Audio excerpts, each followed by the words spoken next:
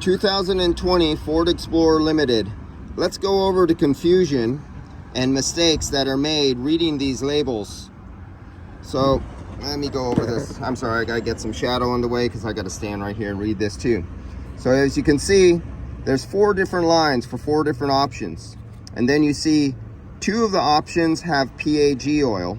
2 of the options have POE oil, as you can see here and here. Now the difference between these 2 and these 2 is that in this one, the front half has the little snowflake. And if you could see that, let me zoom in. Come on, zoom me in. Right there. Do you see that little snowflake right there? That means only front air conditioning. On the other one, we have the snowflake in the rear and the front. That's dual air conditioning. Let's get that back down there. Now the other option, you see this PHEV, you see EV? Electric vehicle hybrid, electric vehicle hybrid. That matches up with the POE oil because those are high voltage 3-phase compressors. So they use POE oil. Extremely hygroscopic, really absorbs the moisture right out of the air instantaneously.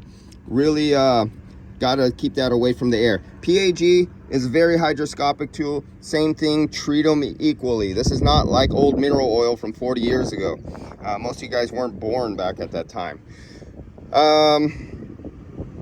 So which one do we choose?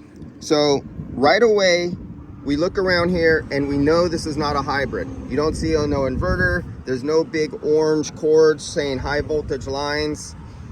We know we have a gas engine, we have a throttle body, you have an exhaust manifold and everything, so you have a gas engine. You don't have a hybrid or a pure electric vehicle. So we're going to take the PAG oils. Now this doesn't go for all. Hondas and a few other vehicles have regular compressors that are gas powered with no electrical, and they use POE oil. There's guys go, oh no, only electric cars have POE oil. No, that is not true. Several years ago, they already started switching over some vehicles to POE oil and not PAG in normal cars. You got to get that fact. Just like variable displacement compressors do have clutches that engage and disengage. They have both styles, no clutch system and clutch system. There's guys who will fight and argue and say that all variable displacement compressors have no clutch. That is not true. Has not been true for a long, long time.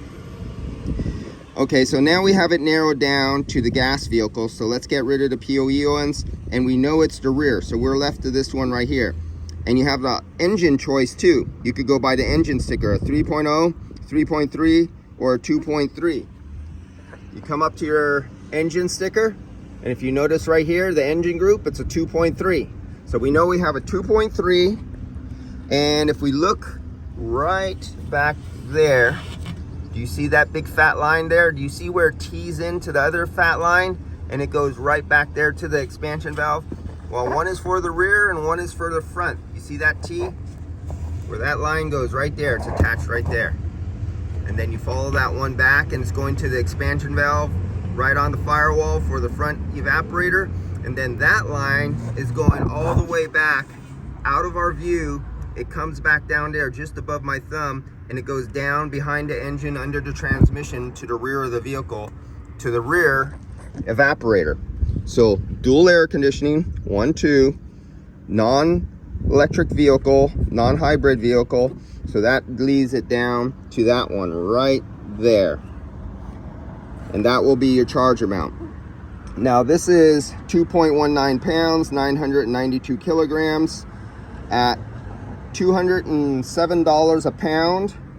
You see we're already going into almost $420 just on refrigerant, not even the labor. The labor, I'm doing the recovery now. We're gonna swap out this, this is getting swapped out right now. This is busted in the condenser, and then I'm charging it back up. So you got the recovery labor, then the recharge labor. So we got $390 some in labor there. It's at $204 an hour.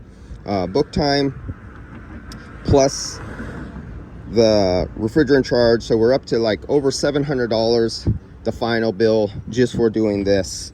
And got 4 or 5 more of them to do here right now. So I got to get off because the one location's keeping me busy for the next couple hours. All right, guys, I'll see you later.